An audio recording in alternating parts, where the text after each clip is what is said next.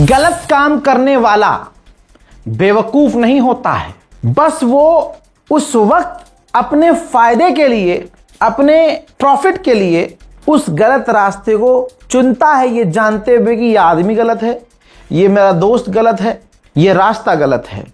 ठीक ऐसे ही मोहम्मद बिन सलमान को पता है, ये बात बहुत अच्छे से पता है कि अमेरिका और इजराइल गलत है, लेकिन अपने फायदे के लिए और ईरान को कमजोर बनाने दिखाने के लिए अमेरिका के साथ हमेशा ये रहे। आले यहूद को पीछे से सपोर्ट किया कि ईरान मजबूत ना हो, ईरान का इलाके में इन्फ्लुएंस ना बने और दुनिया में ईरान की कोई इज्जत ना हो। लेकिन आज तमाम चीजें दुनिया के सामने हैं, क्योंकि हम सब ने ये जाना है और पढ़ा है कि हक कभी दबता नहीं है। बातिल के साथ कितनी बड़ी ताकतें हो जाएं, लेकिन जीत उसकी नहीं होती है और रुसवा वो दुनिया में होता है। हम लाइव एग्जाम्पल देख रहे हैं। तो ऐसा नहीं है कि मोहम्मद बिन सलमान को पता नहीं कि कौन सही और कौन गलत है, लेकिन सऊदी अरब ने अमेरिका की दोस्ती की आड़ में गुलामी करना शुरू कर दी थी और अमेरिका को इस बात का एहसास हो गया था कि अगर अरबों को गुलाम बनाना है तो उन्हें मजबूत होने ही मत दो। हाँ, पैसा कमाने दो, न उनको सुई बनाने दो, न उनको हथियार बनाने दो, न उनको फौज बनाने दो। बहुत गहरी बात बता रहा हूं, समझ लीजिएगा इस बात को, खुदा की कसम। सऊदी अरब जो चाहे कर सकता है, अच्छा पैसा है उसके पास, लेकिन ये अमेरिका इजराइल है जिन्होंने अरबों को पैसा कमाने की आड़ में कि भैया पैसा कमाओ और कुछ चीज मत करो, सब मस्त रहेगा। लड़कियां चाहिए खूबसूरत, लो हमारी लो यहूदी। मौज मस्ती, कॉन्सर्ट, डांस, गाना, अय्याशी चाहिए, हम करवाएंगे, तुम बस हमें जगह बताओ, हम करेंगे, हम सारा इवेंट ऑर्गेनाइज करेंगे। अब हुआ क्या, सऊदी को और क्या चाहिए था, अरब के लोगों को और क्या चाहिए था? सुकून। पैसा है तो सुकून है, उनको नहीं चाहिए लड़ाई वड़ाई भाई। वो फिलिस्तीन के लिए भी कुछ नहीं कहते। अमेरिका इजराइल बोल चुके हैं ना कि अरबों को, बल्कि इजराइल खुद कह चुका है कि अरबों को फिलिस्तीन के मुद्दे से कोई फर्क नहीं पड़ता। फिर हुआ क्या, धीरे धीरे अमेरिका ने अरबों को अपने ऊपर रिलाय कर दिया, डिपेंड कर दिया, निर्भर कर दिया। सुई चाहिए हम देंगे, जहाज फाइटर जेट चाहिए हम देंगे, पैसेंजर विमान, अरे वो भी मत बनाओ तुम, हम देंगे, तुम सिर्फ तेल बनाओ, हमें बेचो, दुनिया को बेचो, डॉलर हमारा मजबूत करो, डॉलर मजबूत रहेगा तो तुम भी मजबूत रहोगे। आपको नहीं समझ में आ रहा होगा जेनजीज को, तो अपने वालिद मोहतरम और घर के बुजुर्गों को ये मेरी बातें सुनाना, वो तुम्हें समझाएंगे कि मैं सही कह रहा हूं या गलत कह रहा हूं। हुआ क्या फिर, सऊदी अरब के बिन सलमान को, सऊदी गवर्नमेंट को पता था कि भैया ये रास्ता गलत है, ये आदमी गलत है, लेकिन हमें फायदा दे रहा है, हथियार दे रहा है, फाइटर जेट दे रहा है, सिक्योरिटी दे रहा है, इंटरसेप्टर्स दे रहा है, यहां तक कि फौज भी दे रहा है। तो अरबों को अय्याशी करने से मतलब है। बिन सलमान को पता सब कुछ था। अब जंग ईरान अमेरिका की हुई तो कुछ ही दिनों में सऊदी अरब के बिन सलमान को एहसास हो गया था कि भाई यहां हम गलत हैं, ईरान की नजर में हम सीधा अब दुश्मन बन जाएंगे, भविष्य में हमारा मामला गड़बड़ाएगा, तो बेहतर यह है कि न्यूट्रल हो जाओ, ईरान के खिलाफ इतना एग्रेसिव ना हुआ जाए। तो आपको याद होगा डोनाल्ड ट्रंप ने ऑपरेशन फ्रीडम लॉन्च किया, जिसके अंतर्गत अमेरिका ने कहा था कि हम स्ट्रेट ऑफ हॉर्मुज में फंसे हुए जहाजों को निकलवाएंगे, हमारे फाइटर जेट उड़ेंगे इंटरनेशनल वाटर में, स्ट्रेट ऑफ हॉर्मुज में ईरान की नेवी को निशाना बनाएंगे, प्रॉक्सीज को निशाना बनाएंगे और उनको पीछे धकेलेंगे और जहाजों को निकालेंगे। अब यह भी एक स्ट्रेट ऑफ हॉर्मुज में जंग होती। यहां पर ईरान इस वक्त अमेरिका को बुरी तरह से पीट रहा था, सऊदी अरब को यह दिख गया था, तो सऊदी अरब ने अमेरिका को इस ऑपरेशन के लिए अपना एयर स्पेस ईरान के खिलाफ देने से इनकार कर दिया। अल्लाह अकबर। क्योंकि कोई भी गुनाहगार हो उसे कभी ना कभी एहसास होता है कि यार ये गलती हो गई। शायद मोहम्मद बिन सलमान को इस बात का उस वक्त एहसास हो रहा था।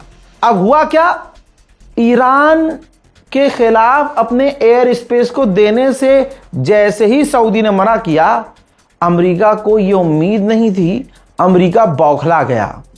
पता है इजराइल के रिपोर्ट में खुलासा हुआ है और ये रही अब रिपोर्ट आपके सामने। अमेरिका को इतना बुरा लगा कि अमेरिका ने तुरंत सऊदी अरब को धमकी दे दी कि हम आपके मुल्क में जो हमारी फौज तैनात है हम निकाल रहे हैं और इसके साथ ही हम आपको हथियार देना बंद कर देंगे। ये डोनाल्ड ट्रंप ने कहा। हाँ, ये उस वक्त इन दोनों के बीच लड़ाई चल रही थी, ज़बानी जंग।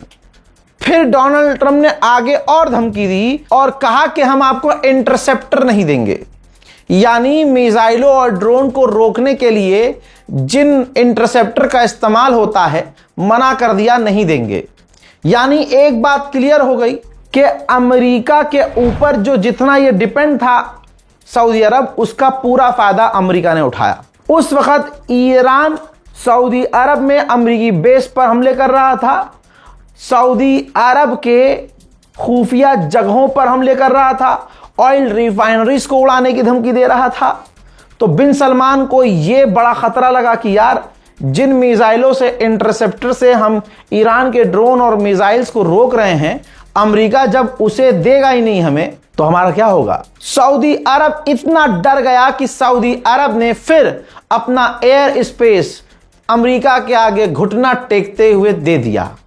लेकिन उस वक्त तनाव इतना भी था कि एक पॉइंट जो भूल गया मैं बता दूं आपको कि मिडिल ईस्ट के दौरे पर अमेरिकी जब अधिकारी गए थे तो तनाव इतना ज्यादा था अमेरिका और सऊदी अरब के बीच कि अमेरिकी अधिकारी सारे अरब देश गए लेकिन सऊदी अरब नहीं गए। यह रिपोर्ट आपको किसी ने नहीं बताई, यह मैं आपको बता रहा हूं और इसको शेयर कर दीजिएगा। राय इस पर मुझे सऊदी अरब की यह बात काफी अच्छी लगी। अल्लाह मोहम्मद बिन सलमान के दिल को साफ सुथरा करे। मेरी दुआ है कि सऊदी अरब की जो सरकारें हैं, परवरदिगार आलम उन्हें हिदायत दे, उन्हें जुर्रत दे, उन्हें रोशनी अता करे, हक की रोशनी अता करे कि वो ईरान की तरह अमेरिका की आंखों में आंखें डालकर आने वाले समय में मजबूती से टिक जाएं। वहीं इस वक्त ईरान के अंदर सुप्रीम लीडर शहीद आयतुल्लाह सैयद अली खामनाई के फ्यूनल की तैयारी है। भारत को इनवाइट किया गया है, लेकिन एक और खबर आई है, दैनिक भास्कर कंफर्म कर रहा है कि खामनाई के अंतिम संस्कार में बीजेपी के चीफ नबीन को न्योता है, साथ कांग्रेस के अध्यक्ष खड़गे को भी, पवन खेड़ा को भी न्योता दिया गया है। 2 करोड़ लोगों के पहुंचने का अनुमान है। यह बड़ी बात नहीं है कि 2 करोड़ लोगों के पहुंचने का अनुमान है। खबर में खबर यह है मेरे लिए कि बीजेपी के नेताओं को भी इनवाइट ईरान ने किया है, रशिया को भी इनवाइट किया गया है। जाहिर सी बात है व्लादिमीर पुतिन तो जा नहीं सकते, ऐसे में रूस के पूर्व राष्ट्रपति दिमित्री, जो पुतिन के दोस्त भी हैं, कंफर्म कर दिया गया है कि वो जरूर जाएंगे। वहीं दोस्तों ईरान के अंदर आयतुल्लाह सैयद अली खामनाई के फ्यूनल की तैयारी बहुत जोर से चल रही है, जिसका कुछ मंजर दिखा रहा हूं। जी हां, पूरी तैयारी चल रही है, डिजाइन किया जा रहा है, स्टेज बनाया जा रहा है, बड़े से इवेंट को ऑर्गेनाइज किया जा, कई चीजें बनाई जा रही हैं, प्लस्तर होते हुए देखा जा रहा है।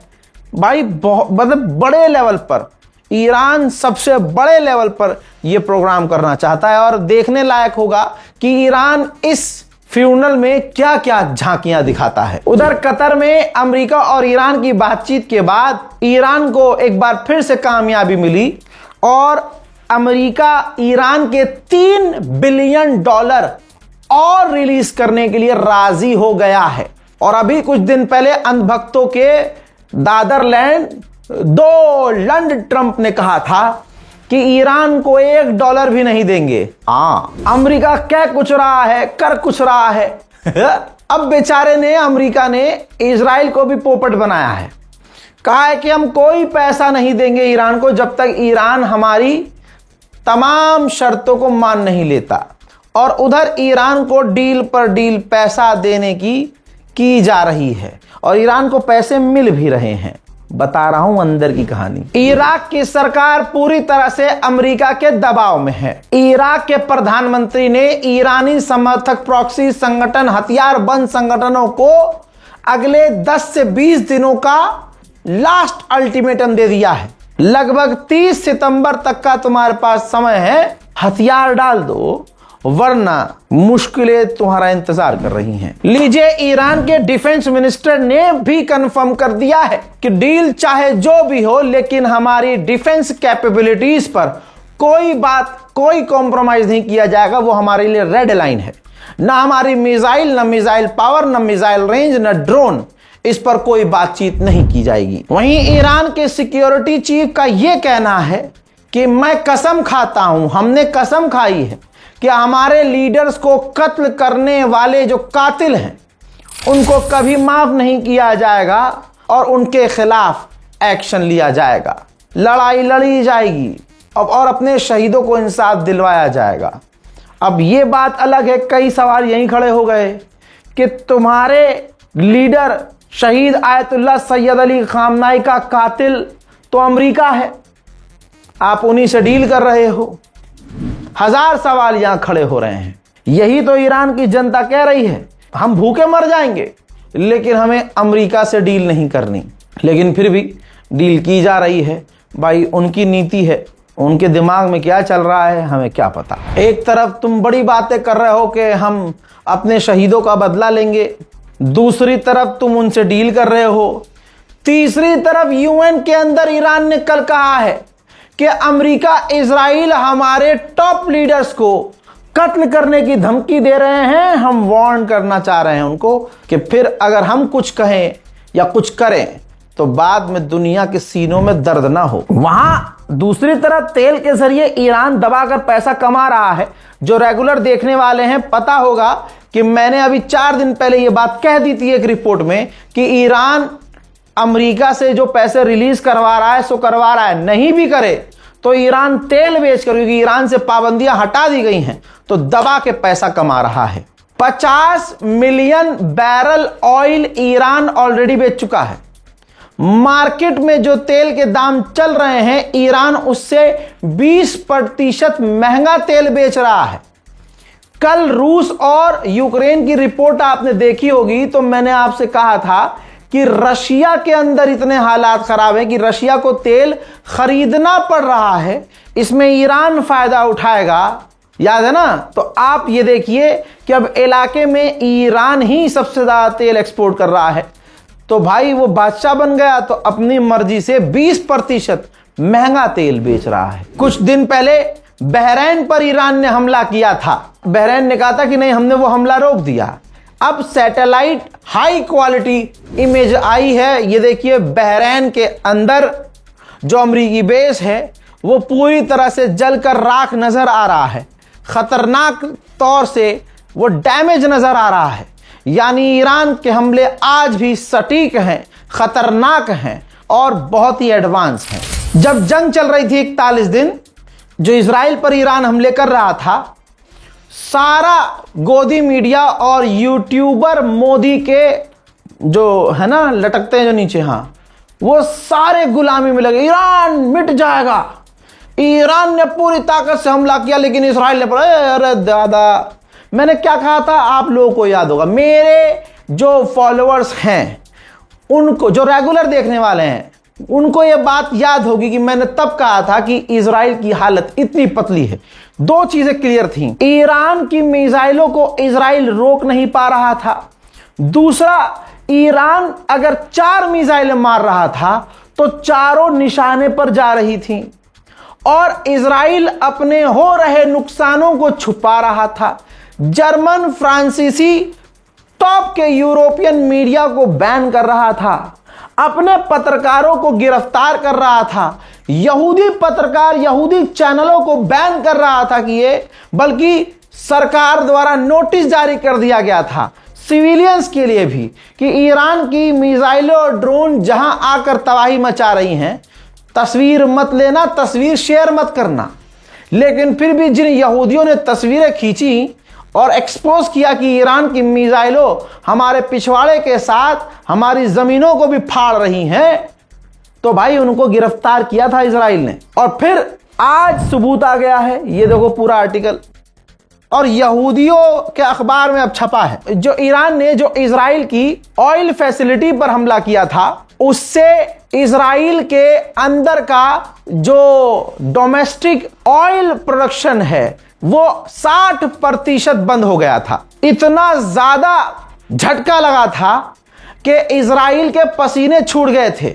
नेतन्याहू बंकर में यह डिस्कस कर रहा था कि हमारे मुल्क में अफरा तफरी न मच जाए, तेल की कमी न हो जाए। ईरान ने आधिकारिक तौर पर बताया कि हमने दोहा के अंदर अमेरिका से अपने पैसे रिलीज करवाने के ऊपर और जो अमेरिका वायलेशन कर रहा है उस पर, इन दोनों मुद्दों पर हमने कतर के जरिए अमेरिका से डायरेक्ट बात की है। अमेरिका के सुर बदल रहे हैं और भरोसा नहीं करना चाहिए।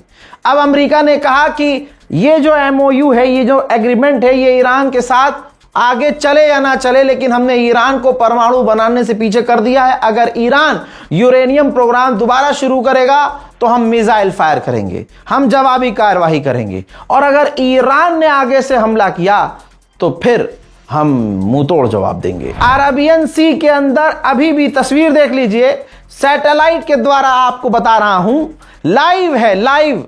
इस वक्त भी अमेरिका के 3 एयरक्राफ्ट कैरियर हथियार, एडवांस हथियार और एडवांस मिलिट्री के साथ पर्शियन गल्फ में ईरान के खिलाफ तैनात हैं। वहीं फ्रांस का एयरक्राफ्ट कैरियर भी हुर्मुज में और यमन के, हुर्मुज का जो रास्ता है, हुर्मुज और यमन के बीच में तैनात है। मिडिल ईस्ट के अमेरिका के सेंटोम ने, यानी अमेरिका नहीं, जो मिडिल ईस्ट की उसकी बटालियन है, उसके टॉप के कमांडर ने, ये देखिए, अरबों के साथ मीटिंग की है। अरब के साथ बहरीन में ये मीटिंग हुई है और निंदा की है। ईरान जो अरबों पर हमले कर रहा है ये सरासर गलत है और स्ट्रेट ऑफ हॉर्मुज आजाद और खुला रहना चाहिए। यानी जिस वक्त ईरान अरबों पर हमला कर भी नहीं रहा है, सेंटोम अरब के पास जा रहा है और उनके साथ मिलकर ईरान के खिलाफ स्टेटमेंट जारी कर रहा है। ये तमाम चीजें ईरान के साथ हुए एग्रीमेंट को तोड़ने की तरफ इशारा कर रही है कि अमेरिका भी ऐसी हरकतें कर रहा है कि ये जो MOU है ये खराब ही हो जाए। और ट्रंप पहले ही कह चुका है और खुद इंटेलिजेंस अमेरिकी रिपोर्ट है कि ट्रंप ने सिर्फ आने वाले चुनाव के लिए डील की है। चुनाव होते ही अमेरिका का ये गुलाबी सुअर खुद ही इस डील को खराब कर देगा। उधर ईरान भी जानता है कि गुलाबी सुअर के गले में पट्टा कैसे डालना है। ईरान अब कह रहा है कि हम आगे बात ही नहीं करेंगे, अमेरिका पहले एक्सेप्ट करे और ऐलान करे कि स्ट्रेट ऑफ हॉर्मुज ईरान का ही रहेगा और ईरान ही कंट्रोल करेगा। यूरोपीय यूनियन ने अपनी तमाम एयरलाइंस और जहाजों से कहा है कि मिडिल ईस्ट का एयर स्पेस, ईरान के करीब का एयर स्पेस अभी भी इस्तेमाल मत करो, दूर रहो। तो जो बात मैं कह रहा हूं वो आपको एहसास हो रही है कि खतरा अभी भी बना हुआ है। उधर चाइना ने ईरान का साथ देते हुए अमेरिका से कहा कि जो MOU साइन किया गया है उसका तुम पालन करो और ईरान पर लगी हुई तमाम पाबंदियों को हटाओ। ईरान के बॉर्डर पर लगातार हमले हो ही रहे हैं। अब ऐसे कुछ 2-4 दिन से बड़े हमले हुए कि ईरान ने अब बॉर्डर पर अपनी स्पेशल फोर्स भी तैनात कर दी है। उधर इराक के अंदर कुर्दिश लड़ाकों को अभी भी ईरान बजा रहा है। धमाकों की तस्वीर, इराक के अंदर कुर्द के ठिकानों पर ईरान ने ड्रोन हमले किए हैं जिससे कुर्द के जो ठिकाने हैं राख हो गए हैं। कतर में जो अमेरिका और ईरान के बीच बातचीत हुई है इसमें एक अहम मुद्दा रहा, एक अहम पॉइंट रहा कि दोनों राजी हो गए हैं कि कम से कम 1 हफ्ते के लिए दोनों एक दूसरे पर हमला नहीं करेंगे, क्योंकि इसी हफ्ते ईरान के सुप्रीम लीडर शहीद आयतुल्लाह सैयद अली खामनाई का फ्यूनरल है। ईरान उसकी सिक्योरिटी पर ज्यादा ध्यान दे रहा है। लेकिन एक बार फिर से मैं ईरान और ईरानियों से कहूंगा कि इस गुलाबी सुअर पर क्यों ही भरोसा करना। मेरे दोस्तों, इसके बाद कतर ने कंफर्म किया है कि अब जब नेक्स्ट टाइम बात होगी तो वो बात होगी ईरान के सुप्रीम लीडर के फ्यूनरल के बाद। इसलिए ईरान जो है दोस्तों कोशिश कर रहा था कि अमेरिका से बातचीत करके यह कंफर्म किया जाए कि आप भी हमला ना करना अगले 1 हफ्ते तक कम से कम, और ना हम आप पर हमला करेंगे। ईरान के पार्लियामेंट स्पीकर गलीबाफ ने खुद कहा है कि $6 बिलियन हमें कतर से मिलने वाले हैं। कुछ भी हो जाए हम IAEA के चीफ और इंस्पेक्टर को ईरान में इंस्पेक्शन करने नहीं देंगे। आगे उन्होंने यह भी कहा कि मैं चाइना जाने वाला हूं और चाइना के साथ हम स्ट्रेटेजिक पार्टनरशिप बहुत ज्यादा बढ़ाने वाले हैं। उधर इजराइल ने अब भारत से कहा है, अपने बेटे लैंड से कहा है, वो फादरलैंड है तो ये बेटा लैंड हो गया ना मोदी। तो कहा है मोदी से कि हम ईरान के खिलाफ जो ग्रुप बना रहे हैं उसमें तुम शामिल हो जाओ।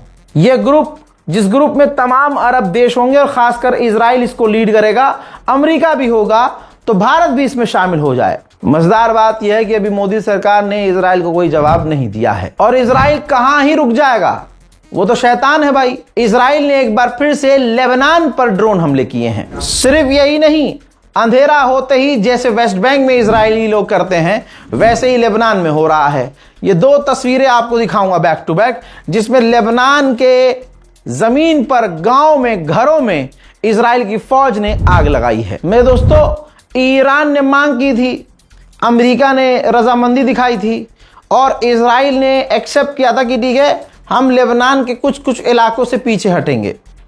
अब इजराइल पलट गया है।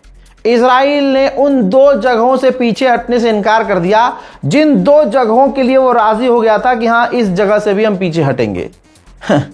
अमेरिका और इजराइल के साथ आप कितना भी एग्रीमेंट कर लो, सोने से लिख लो, लोहे से लिख लो, चांदी से लिख के एग्रीमेंट करो या पीतल से, ये हरामी है, नहीं मानेंगे। UNRWA यानी यूएन की संस्था है, इसको फंडिंग नहीं मिल रही है, खुद अमेरिका और इजराइल ने रोका है।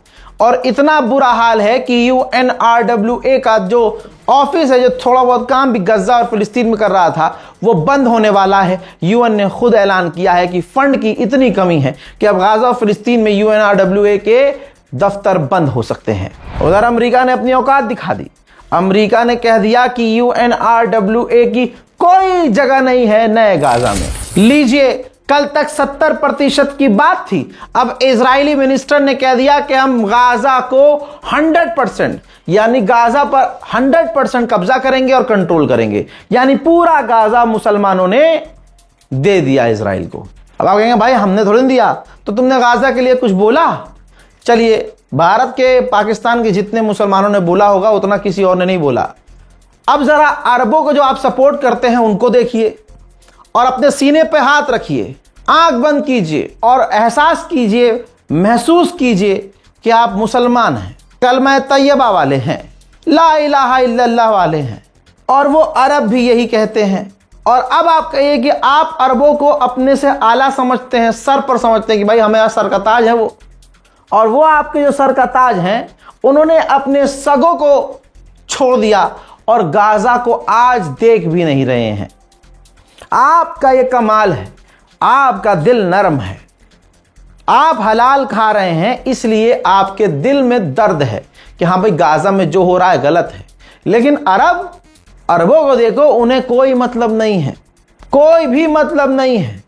वरना ये अकेले अरब गाजा को बनाकर तैयार कर दें और सारा अरब खाली एक हो जाए तो इजराइल की इतनी औकात ना हो कि ये तबाही मचाए। इजराइल ने एक बार फिर से रोज की तरह गाजा पर फिर बमबारी की, 3 लोग मारे गए और 10 घायल हुए।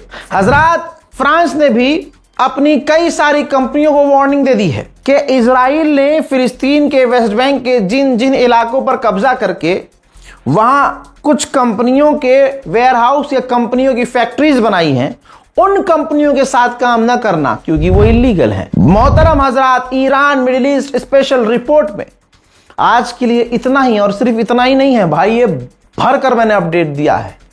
लोग कहते हैं रजा भाई वीडियो छोटी बनाया करो, हम देख नहीं पाते, ये नहीं होता, वो नहीं होता। मेरी जान, ये खेल मैं नहीं खेलता। जितनी खबर आती है मैं एक वीडियो में भर भर कर देता हूं ताकि आपका समय, मतलब एक बार अगर आपने क्लिक कर दिया हमारी वीडियो पर तो आपको पूरे मिडिल ईस्ट की जानकारी मिल जाए। वरना जितनी 30 मिनट की वीडियो मैंने ये बनाई है, 30 मिनट का ना अपडेट दिया है, अब अगर 10-10 मिनट के मैं 3 टुकड़े इसी के कर दूं तो मुझे कोई प्रॉब्लम थोड़ी है, खाली कटी तो लगाना है बीच में, और दिन में 3 बार अपलोड कर दूंगा। तो जाहिल कुछ हैं बेचारे, क्या कहूं, जो सिर्फ टिकटॉक वाले हैं, रील वाले हैं, उनको लंबा अपडेट कहां पता चलेगा। वैसे भी मैं इन लोगों की नहीं सुनूंगा क्योंकि खबर आई है और जितनी आई है वो मैं देता रहूंगा। इस रिपोर्ट को शेयर कीजिएगा, अपनी राय कमेंट में जरूर लिखिएगा। जय हिंद।